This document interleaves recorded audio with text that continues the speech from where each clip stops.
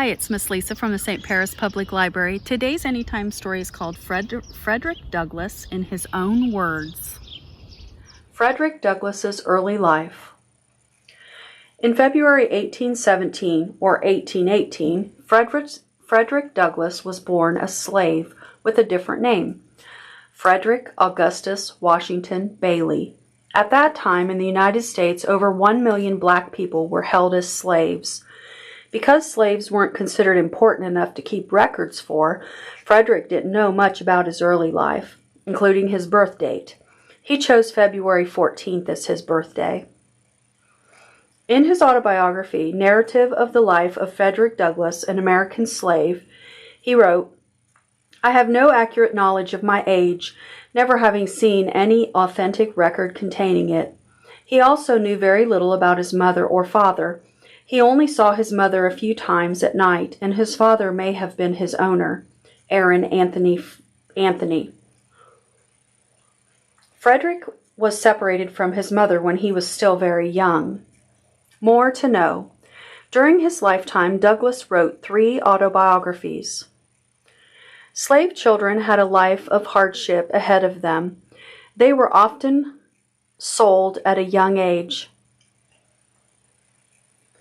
Slavery in the United States.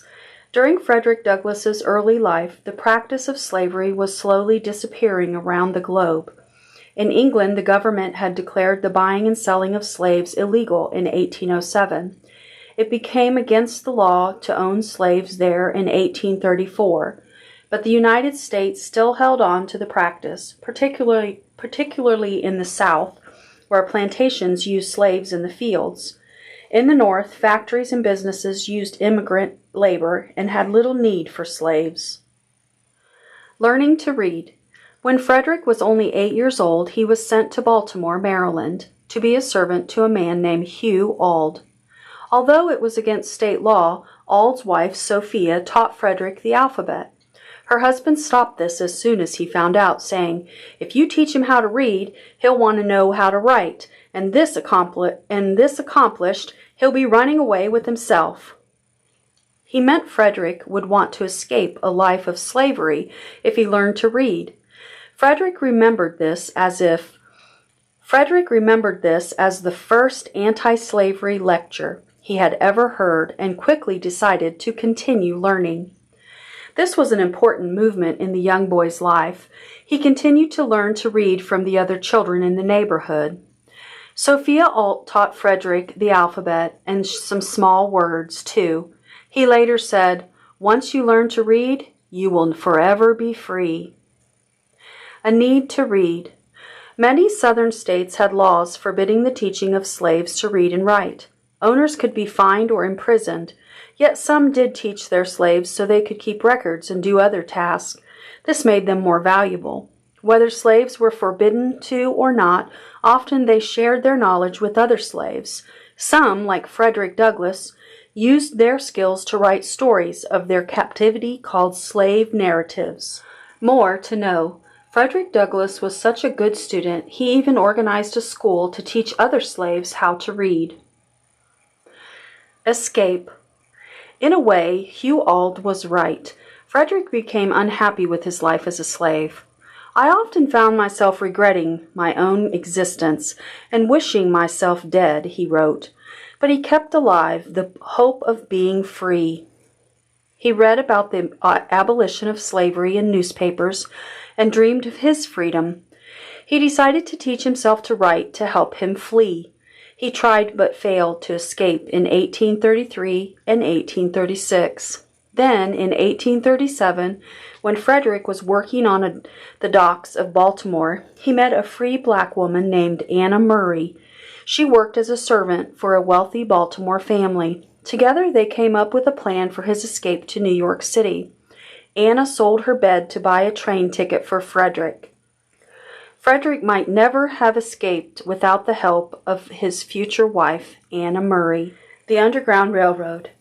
Many escaping slaves were helped by a secret society and collection of routes called the Underground Railroad.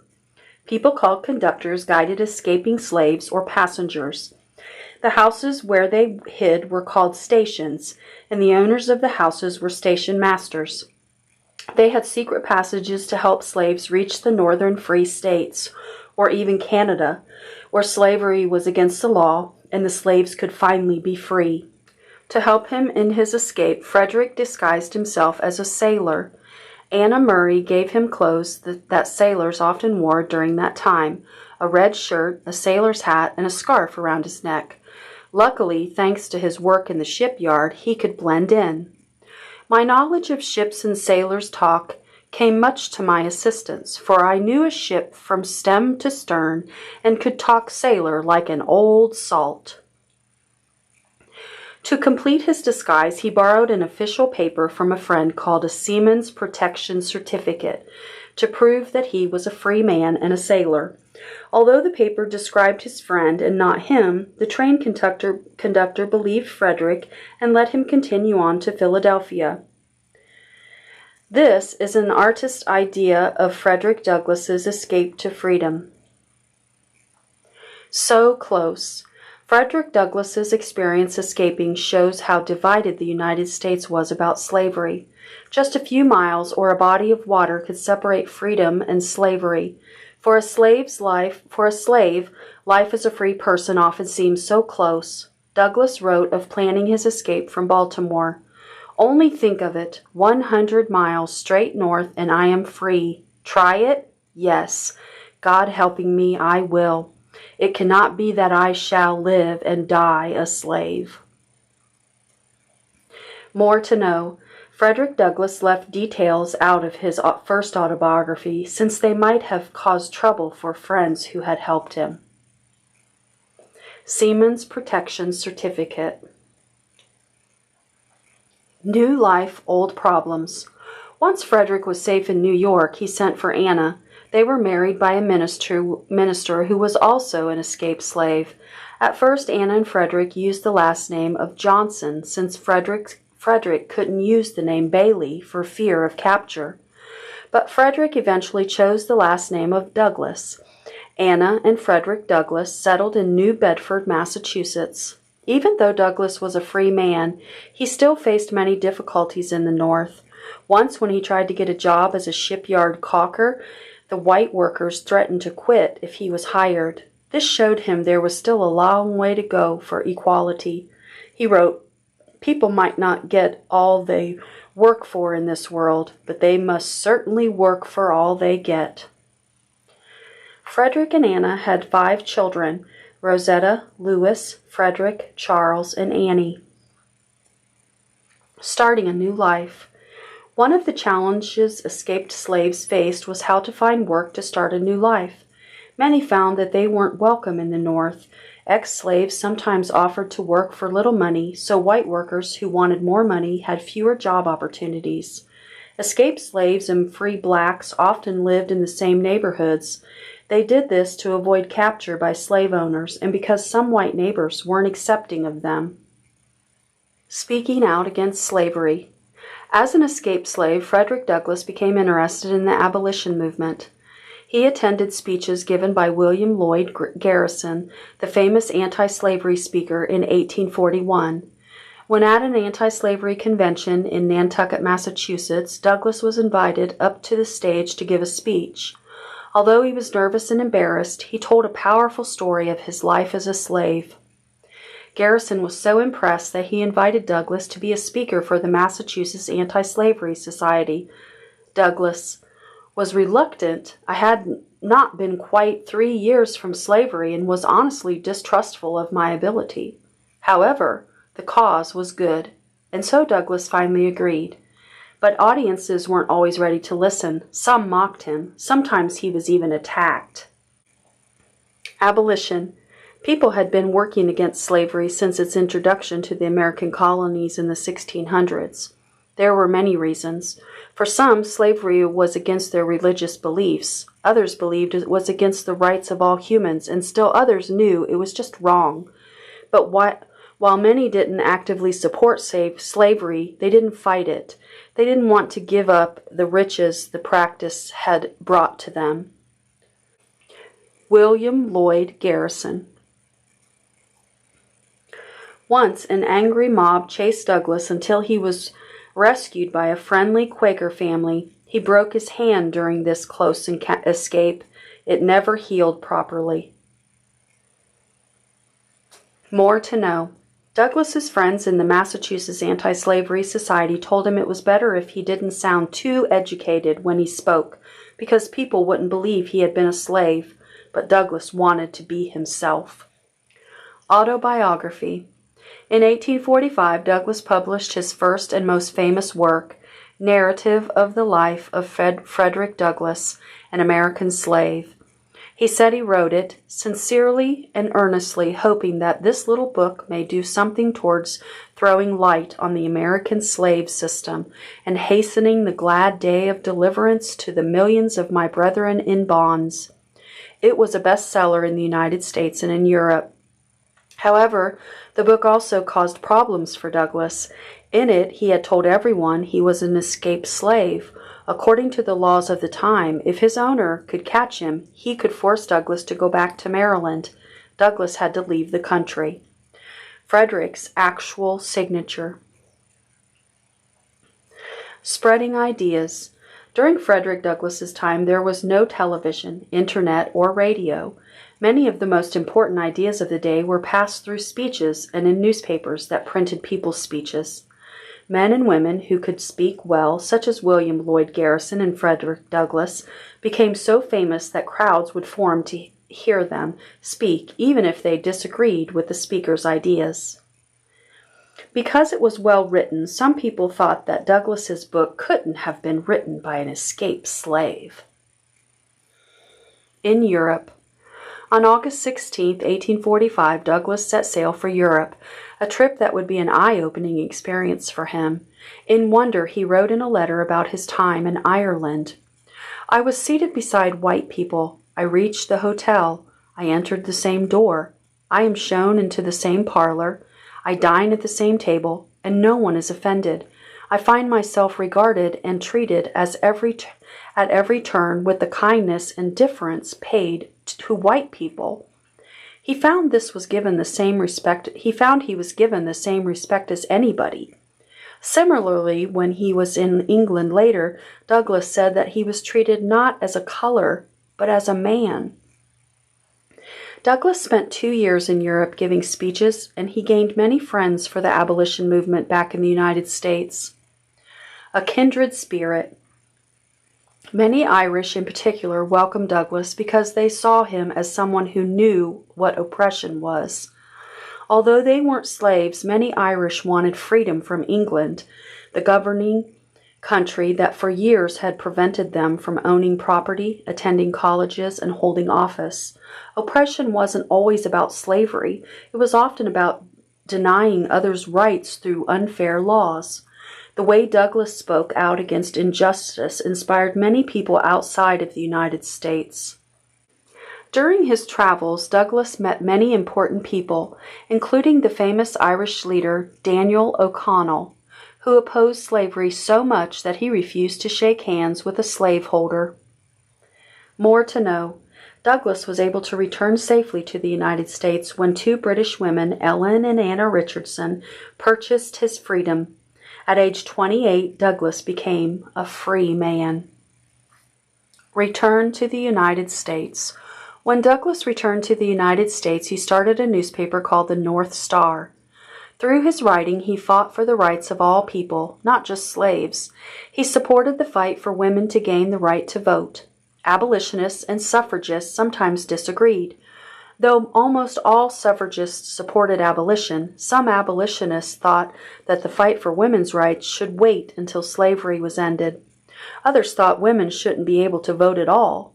Douglass, however, said that not giving women the right to vote was hurtful to 1/2 of the moral and intellectual power of the government of the world. He was present at the first convention for women's suffrage at Seneca Falls, New York in 1848. More to know. Douglass's North Star newspaper was named after the star escaping slaves would use to guide them to freedom in the North. Douglas became the first African American nominated to the Vice President of the United States by the Suffrage Equal Rights Party in 1872. Not always allies. In many ways, women's suffrage and abolition should have been linked, since both were trying to fight for the rights of large portions of the population. However, many believed linking their causes could cause problems. Some thought if women's suffrage and abolition of slavery were pushed too hard at once, neither would be achieved, since too much change at once could scare voters. These people chose to push for their suffrage or abolition first. The Civil War. When the American Civil War broke out in 1861, President Abraham Lincoln stated that the war's aim was to keep the nation together. But in 1863, Lincoln enacted the Emancipation Proclamation, which freed the slaves in the rebelling states. Fredrick Douglass became an occasional advisor to Lincoln. In Life and Times of Frederick Douglass, Douglass said he told the president he would go into the rebel states beyond the lines of our armies and carry the news of emancipation and urge the slaves to come within our boundaries.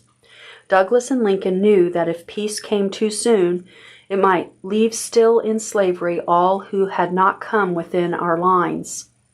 Frederick Douglass also persuaded Lincoln to let black Americans fight in the North's Union Army against the South's Confederate forces. What are we fighting for? Like many wars, the American Civil War had several causes. For the South, leaving the Union was about the rights of states against the national or federal government, including the right to slavery. For many in the North, it was about preserving the nation. For abolitionists, it was about ending slavery. As a result, families often disagreed about the war, pitting the brother against brother and child against parent. Some brothers even fought on opposite sides. More to know. Many slaves were forced to help the South's war effort. By freeing them, Lincoln was striking another blow for the North. Douglass, on the right, later wrote that Lincoln, on the left, was the black man's president, the first to show any respect to their rights as men. He was sometimes critical of the president's actions, however. Frederick Douglass played a big part in signing up blacks for the Union Army. He thought fighting for the Union was a way for blacks to become American citizens. Once let the black man get upon his person the brass letters U.S., let him get an eagle on his button, and a musket on his shoulder, and bullets in his pockets, and there is no power on earth which can deny that he has earned the right of citizenship in the United States. Douglass even personally signed up 2 of his sons, Charles and Louis, to join gallant and strong unit. However, among other unfair practices, black soldiers weren't paid as much as white troops. Douglass worked to convince Lincoln to change this policy. More to know. African American soldiers were about 10% of the Union Army. It's thought that 1/3 of all blacks who fought lost their lives. Civil War recruitment poster. Men of color, to arms, now or never, 3 years' service. Congress passed a bill making pay for blacks and white soldiers equal in 1864. Even more danger.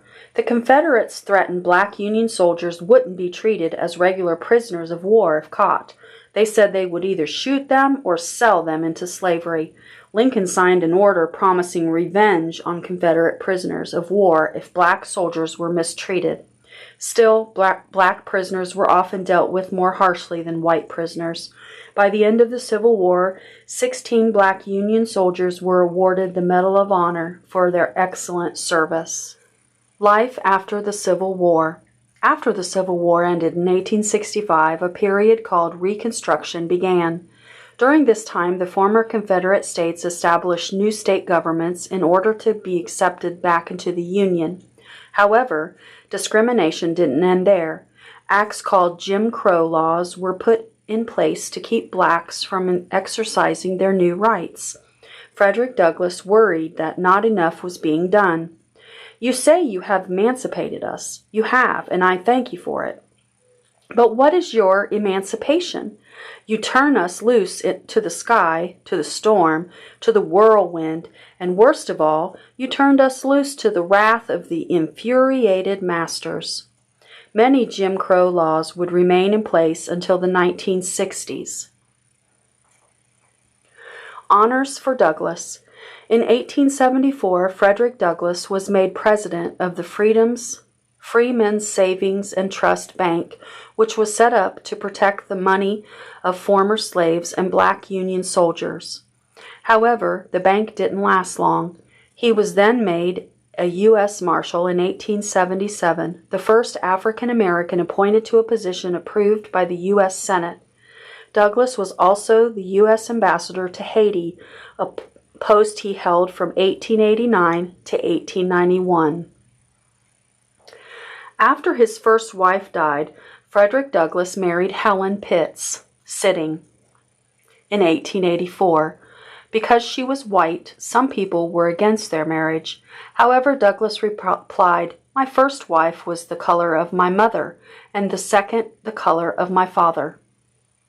More to know. In 1888, at the Republican National Convention, Frederick Douglass became the first African American to receive a vote to be a presidential candidate for a major political party.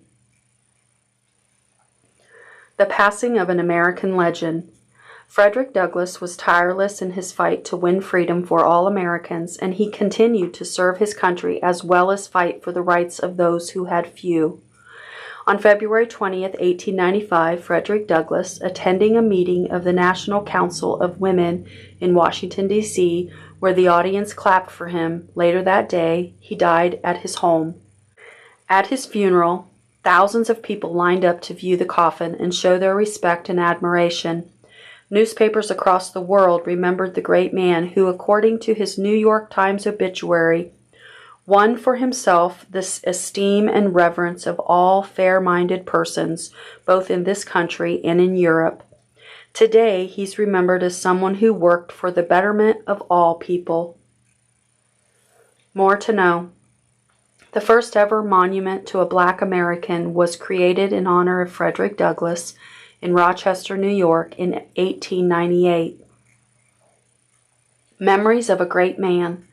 Much of what we know about Douglass's life and works is because of Helen Pitts. Helen borrowed money to buy Douglass's Cedar Hill home in Washington, D.C. from the Douglass children to found the Frederick Douglass Memorial and Historical Association. Later, the National Association of Colored Women bought the home and, with the help of the government, turned it into a national historical site. Timeline: The life of Frederick Douglass. 1817 or 1818, Frederick Augustus Washington Bailey is born a slave. 1826, sent to Baltimore, Maryland. 1833, tried but fails to escape. 1836, again tries but fails to escape. 1838, escapes to the north. 1841, attends anti-slavery convention and is asked to speak. 1845, publishes the first of 3 autobiographies. 1846, is made a free man thanks to 2 women who buy his freedom. 1848, attends Seneca Falls Convention for Women's Suffrage. 1861, Civil War begins, works for equal pay for black soldiers. 1872, is nominated as the U.S. Vice President for the Equal Rights Party. 1874, is made President of Freemen's Savings and Trust. 1877, is appointed U.S. Marshal. 1888, receives a vote for becoming a presidential candidate for the Republican Party. 1889, is made U.S. Ambassador to Haiti. 1895, dies on February 20th.